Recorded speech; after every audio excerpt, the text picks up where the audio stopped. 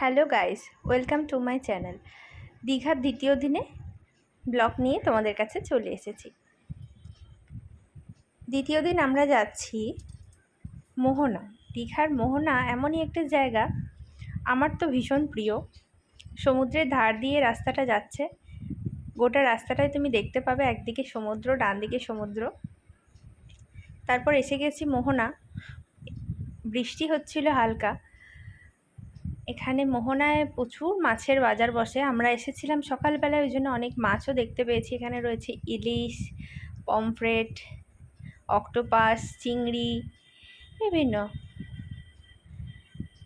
দেখতে পাচ্ছ কত মাছ, ভেটকি মাছ, শঙ্কর মাছ, কাঁকড়া ভর্তি। কাঁকড়া তো তুমি যেখান দিয়ে হাঁটবে সেখানে তোমার পায়ের উপর দিয়ে পারলে চলে যাবে, এত কাঁকড়া। খুব সুন্দর জায়গাটা, একটু ছিমছাম, ফাঁকা। নিউ দীঘা বা ওল্ড দীঘার মতো অত ভিড় না, এখানে মানুষজন একটু কমই আসে। আর ঢেউটাও এখানে অনেকটাই কম। যেখানে পাথরের উপরে সমুদ্রের ঢেউটা আছড়ে পড়ছে ওখানটা একটু ঢেউ বেশি, বাট সাইডগুলো এত ঢেউ নেই। সমুদ্রের মাঝখান দিয়ে এই একটা পাথরের রাস্তা, এই যে আমরা আসছি হেঁটে হেঁটে। কি দেখাচ্ছি জানি না, আমি কিছু একটা দেখাচ্ছি। আকাশটা দেখতে পাচ্ছ পুরো মেঘে ঢাকা, মাঝে একবার বৃষ্টিও নেমে গিয়েছিল, মনে হচ্ছে আবার নামবে। কখনো রোদ উঠে যাচ্ছে, কখনো আবার বৃষ্টি। এই সমুদ্রের মাঝখান দিয়ে এরকম একটা রাস্তা রয়েছে, যেটা সমুদ্রের বেশ খানিকটা ভিতর পর্যন্ত গেছে। চলো আমার সাথে থাকো এবং দেখতে থাকো। আমরাও এগিয়ে চলেছি সামনের দিকে।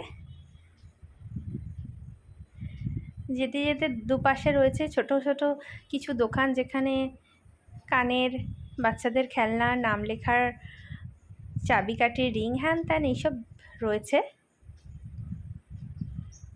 আর মেয়েদের তো একটু উঁকি মারা, দোকান দেখলেই ঢুকে পড়া, এই স্বভাবটা আছেই, সেটা সবাই যেন, এটা বলতে লজ্জাও নেই।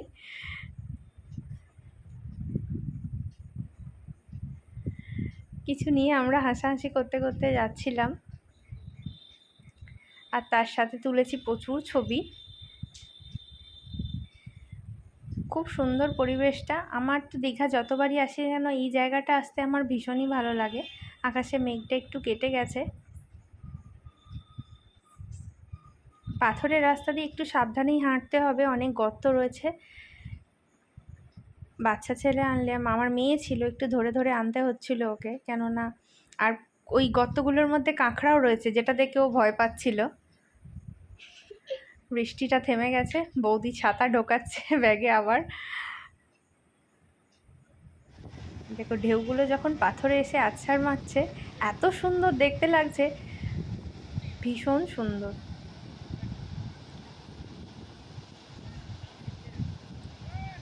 জাস্ট উপভোগ করার, মনে হচ্ছিল বসেই থাকি আর এখান থেকে আর যাবই না। আর মেয়ে আর ভাইজির বক্তব্য হচ্ছে আমরা কখন সমুদ্রে স্নান করতে যাব। এটা একটা মাছের নৌকা ফিরছিল মাছ ধরে। এদের জীবনটাও বড় কঠিন, দেখে আমাদের দূর থেকে দেখেই ভয় লাগে। তারপর আমরা একটু নিচের দিকে যাচ্ছি, ওরা একটু জলে নামবে, পা ভেজাবে, এই জন্য আমরা একটু নিচে এলাম, সবাই মিলেই একটু নামলাম। এখানে ঢেউটা একটু কম রয়েছে, ওই জন্যই আরও নামলাম। এখন সকালবেলা আমরা এরপর যে ব্রেকফাস্ট করব, ব্রেকফাস্ট করার পর আমরা সমুদ্রে স্নান করতে যাব। আমার মেয়ে তো মনে হচ্ছিলো এখনই সমুদ্রে নেমে যাবে এবং স্নান করতে শুরু করে দেবে। আমি বললাম ওরে জামা ভেজাস না এখন, পরে যে। তারপর এত সুন্দর প্রকৃতিটা না, আমি মুগ্ধ হয়ে যাচ্ছিলাম। তোমরাও যখন কেউ দীঘা আসবে অবশ্যই মোহনা দিয়ে বেড়াতে এসো, ভীষণ ভালো লাগবে। মোহনা জায়গাটা এতটাই সুন্দর। তালসারিটাও যেমন খুব ভালো লেগেছিল, এই মোহনা জায়গাটাও ভীষণ সুন্দর। মাছের বাজারটা সকালের দিকে এলে তোমরা দেখতে পাবে অনেক রকমের মাছ। ওরা তো খেলাধুলা করতেই ব্যস্ত দু বোনে, ওরা বাড়িই যাবে না, এরকম ব্যাপার। তারপর ওখান থেকে আমরা ফিরে গেছি, ফিরে যেয়ে হোটেলে ব্রেকফাস্ট করে আমরা স্নান করতে এসে গেছি। এরপর ফুল পারমিশন, এবার যত খুশি ভেজো, কোনো অসুবিধা নেই। আর মেঘলা মেঘলা ছিল ওয়েদারটা, খুব রোদের জোরও ছিল না, যার ফলে খুব গরম লাগছিল না। এই যে আমার মেয়ে তো শুরু করে দিয়েছে, ওর বাবা, ভাইজি আর দাদা একটু নেমেছে জলে, ওদের এখন দেখা যাচ্ছে না, ওরা নেমেছে। বৌদি তো নামেইনি জলে, আর আমি ছবি তুলছি। ইচ্ছা করে করে পড়ে যাচ্ছে জলে, যাতে আর একটু বেশি ভিজতে পারে। এরকম করেই আমাদের দ্বিতীয় দিনটা বেশ ভালোই কাটলো।